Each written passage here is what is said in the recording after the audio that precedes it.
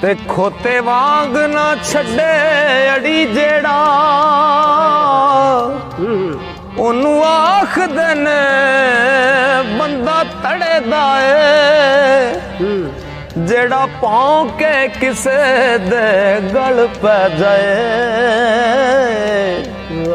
ओनू आखदे ने जिगरे बड़े दा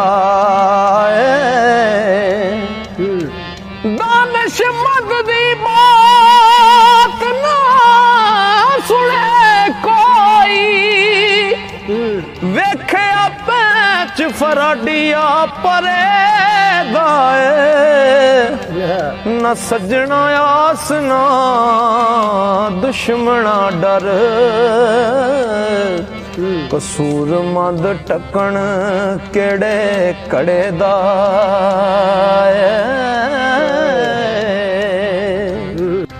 ओ लखा बनन राजे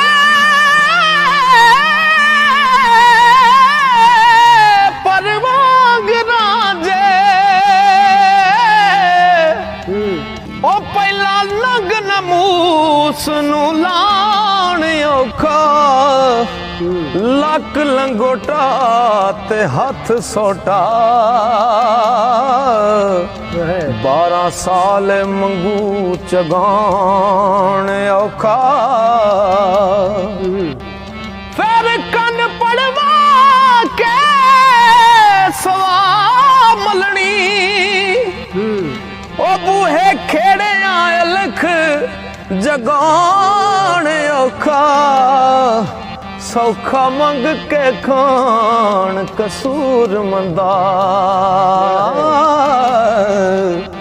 पर जूंदे आई मर जान औखा सौखा मंग के खान कसूर मंदा ते पर जूंदे आई मर जान औखा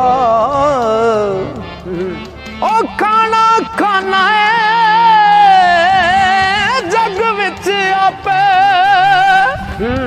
किसे भुखे नू खवाण चंगा औलाद जई प्यारी न चीज कोई पर गले यतीम नू लाण औखा किसे नू मार लेना कोई बहादुरी नहीं मारे अपना आप ओ जवान चंगा जिउना जगत है चंगा कसूर मंदा हुंदा मरन तो पहला मर जान चंगा किसे नू मार लेना कोई बहादुरी नहीं मारे अपना आप ता जवान चंगा ओ जिउना जगत है चंगा कसूर मंदा हुंदा मरन तो पहला मर जान चंगा दुख किसे दा नजर विच आमदा नहीं आपे होवे तकलीफ ते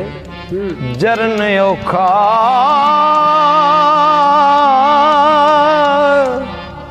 कोई दे ते खाए स्वाद आउंदा पर किसे दी तली ते तरन औखा मर गया निकल गई जान तकलीफ का दी जूंदी जान जहान विच मरन औखा है आसान जुबान थी सुखन करना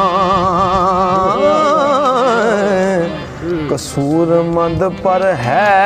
अमल करन औखा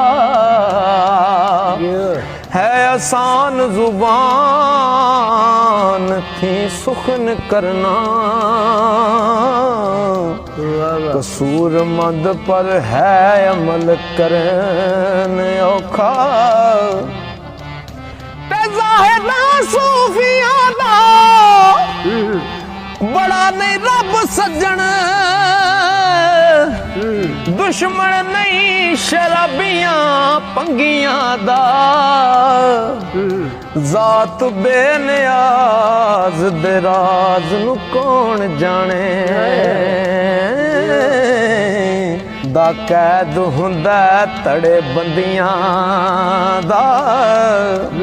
कोदियां मंदियां दा रब आप वारस, तलबगार बंदा चीज़ां चंगियां दा। मौला हर दे संग